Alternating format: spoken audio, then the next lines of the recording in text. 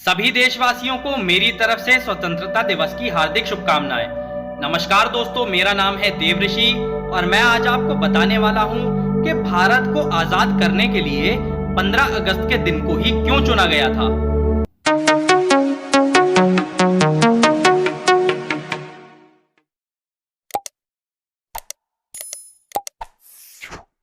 इस बार हम सब स्वतंत्रता दिवस के 75 वर्ष पूर्ण होने पर स्वतंत्रता दिवस मनाने जा रहे हैं।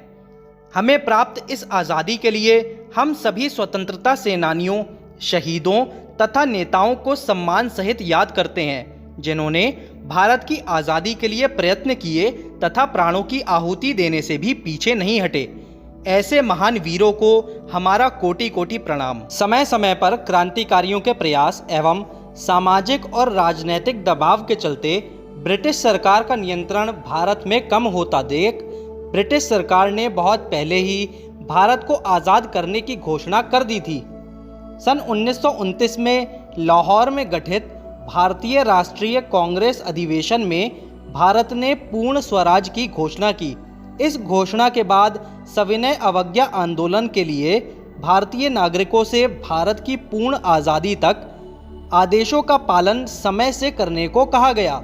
इसके पश्चात सन 1930 से लेकर सन 1947 तक भारत में 26 जनवरी को स्वतंत्रता दिवस के रूप में मनाया जाता था। एक और महात्मा गांधी जी के जन आंदोलन तथा सुभाष चंद्र बोस जी की आज़ाद हिंद फौज ने ब्रिटिशों की जड़ें हिलाकर रख दी थीं। वहीं दूसरी ओर प्रथम विश्व युद्ध तथा द्वितीय विश्व युद्ध के बाद ब्रिटिश सरकार भी आर्थिक रूप से देश चलाने में सक्षम नहीं रह गई थी। 1940 की शुरुआत से ही गांधी जी और सुभाष चंद्र बोस जी की गतिविधियों के कारण जनता आंदोलित होकर ब्रिटिश सरकार के लिए चिंता का विषय बनी हुई थी तथा ब्रिटिश सरकार पर और भी अधिक दबाव बनता जा रहा था। सन 1945 में द्वितीय विश्व युद्ध के बाद ब्रिटेन स्वयं को संभालने में लगा हुआ था। इसी सब के चलते माउंटबेटन को भारत का आखिरी वायसराय बनाया गया, जिससे वे सही ढंग से भारत को आज़ाद घोषित कर भारत का शासन स्थापित करवा सके। माउंटबेटन की योजना के अनुसार भारत को आज़ादी की तारीख 3 जून 1948 दी गई थी। इसी बीच मोहम्मद अली जिन्ना ने भी पाकिस्तान नामक अलग देश की मांग को और अधिक जोर दिया। फलस्वरूप देश भर में सांप्रदायिक दंगे होने लगे। मोहम्मद अली जिन्ना तथा पंडित जवाहरलाल नेहरू के बीच द्वंद्व की स्थिति बनी हुई थी। दिन पर दिन हालात बेकाबू हो रहे थे। परिस्थितियों पर काबू पाने के लिए जिन्ना की मांग के चलते बंटवारे के साथ भारत को सन 1948 की जगह एक वर्ष पूर्व सन 1947 में ही स्वतंत्र करने की घोषणा कर दी गई। माउंटबेटन ने फिर भारत को स्वतंत्र करने के लिए 15 अगस्त की तारीख को चुना, क्योंकि वो इस तारीख को शुभ मानते थे।